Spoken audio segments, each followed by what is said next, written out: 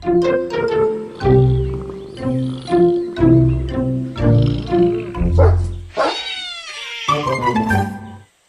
നായക്കുട്ടാ കുരച്ചത്?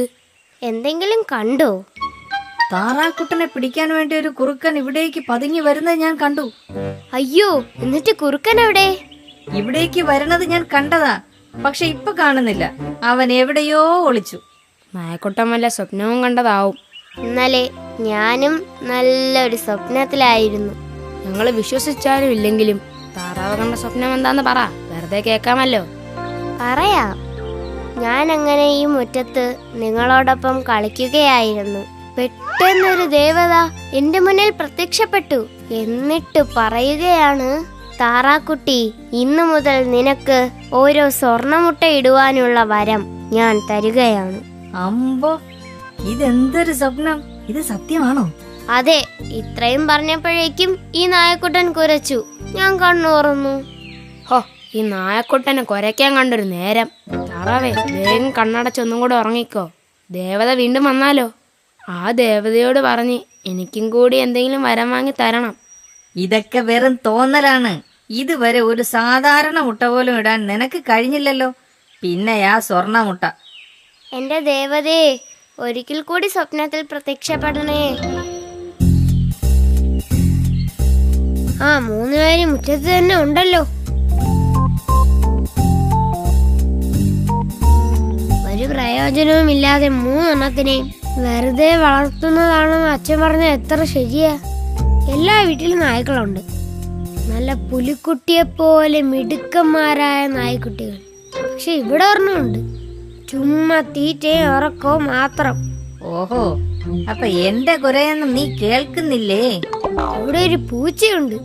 ഇതുവരെ ഒരു എലിയെപ്പോലും പിടിച്ച് ഞാൻ കണ്ടിട്ടില്ല. എലികൾക്കൊക്കെ എലിപ്പനി ഉള്ളത് കാരണം പൂച്ചകളൊന്നും ഇപ്പൊ എലിയെ പിടിക്കാറില്ലെന്ന് നിനക്ക് അറിയില്ലേ? പിന്നെ മുട്ടയിടാൻ വാങ്ങിയ താറാവാണെങ്കിൽ ഇതുവരെ ഒരു മുട്ട പോലും ഇട്ടിട്ടില്ല. താറാവ് ദേവതയോട് സംസാരിച്ചു കൊണ്ടിരിക്കുകയാണെന്ന് ഈ കുട്ടിയോടൊന്ന് പറഞ്ഞ് മനസ്സിലാക്കേണ്ട നായ്ക്കുട്ടാ. തീറ്റ കൊടുക്കാൻ മുതലാകാത്തതുകൊണ്ട് നായക്കുട്ടനെയും പൂച്ചയെയും അച്ഛൻ വിൽക്കാൻ തീരുമാനിച്ചിട്ടുണ്ട്. അയ്യോ, അവൻ പറഞ്ഞത് കേട്ടില്ലേ പൂച്ചക്കുട്ട? കേട്ടു. എന്നെ ഈ ലോകത്ത് എവിടെ കൊണ്ടുപോയി വിട്ടാലും ഞാൻ ഇവിടെ തന്നെ തിരിച്ചു വരും. എന്റെ കാര്യം നോക്കാൻ എനിക്കറിയാം. പക്ഷേ നിന്റെ കാര്യമാ കഷ്ടത്തിലാവുന്നത്. അയ്യോ, പിന്നെ ഈ താറാവിനെ അടുത്ത ദിവസം കറി വെച്ച് കൂട്ടാനും നമ്മൾ തീരുമാനിച്ചു. എന്തായാലും നമ്മുടെ 3 പേരുടെയും കാര്യത്തിൽ ഒരു തീരുമാനമായിട്ടുണ്ട്. ഇതൊന്നും അറിയാതെ താറാവ് ഇപ്പോഴും സ്വപ്നത്തിലാണെന്ന് തോന്നുന്നു. ഈ താറാവിന് എന്ത് പറ്റി? ഇതെന്താ ഇങ്ങനെ അനക്കമില്ലാതിരിക്കുന്നത്? ബാ ബാ ബാ ബാ ബാ, ഇതിന് ജീവനില്ലേ? ഇത് മുട്ട ഇട്ടോ? ആ, കൊള്ളാലോ. ആ, ഇതെന്താ സ്വർണ്ണമുട്ട? ഓ, എന്തൊരു തിളക്കം! താറാവിന് ശരിക്കും ദൈവം വരം കൊടുത്തായിരുന്നല്ലേ? അമ്മേ, അച്ഛാ, ഓടിവാ, നമ്മളെ താറാവ് സ്വർണ്ണമുട്ട ഇട്ടേ. ഹലോ, 60916 സ്വർണമുട്ട അങ്ങോട്ട് തരുമ്പോ പകരം 1 ഏക്കർ മുന്തിരിത്തോട്ടവും ബംഗ്ലാവും ഇങ്ങോട്ട് തരണം. എന്താ, സമ്മതമല്ലേ? ഓഹോ, ശരി. എന്നാ പിന്നെ ആലോചിച്ചിട്ട് പിന്നീട് വിളിച്ചോളൂ. എന്തായാലും സ്വർണം മുട്ടയിടുന്ന താറാവിനെ കിട്ടിയത് നമ്മുടെ ഭാഗ്യം. മുട്ടയിടില്ല എന്ന് പറഞ്ഞ് അന്ന് അതിനെ കറി വെച്ച് തിന്നായിരുന്നെങ്കിൽ ഇന്നിങ്ങനെയൊക്കെ അനുഭവിക്കാൻ പറ്റുമായിരുന്നോ? ധാരാളം സ്വത്തുക്കൾ സമ്പാദിക്കാൻ ഇന്ന് നമുക്ക് കഴിഞ്ഞില്ലേ? ഇതെല്ലാം ആ താറാവ് വഴി നമുക്കുണ്ടായ ഭാഗ്യമാണ്. അതെ, ഞാൻ എത്ര ആലോചിച്ചിട്ടും ഒരു പിടിയും കിട്ടാത്ത കാര്യവും അത് തന്നെ. ഇതിനു മാത്രം സ്വർണമുട്ട ആ താറാവിന്റെ വയറ്റിനകത്ത് എങ്ങനെ വന്നു? അതൊന്നും ആലോചിച്ച് വെറുതെ സമയം കളയണ്ട.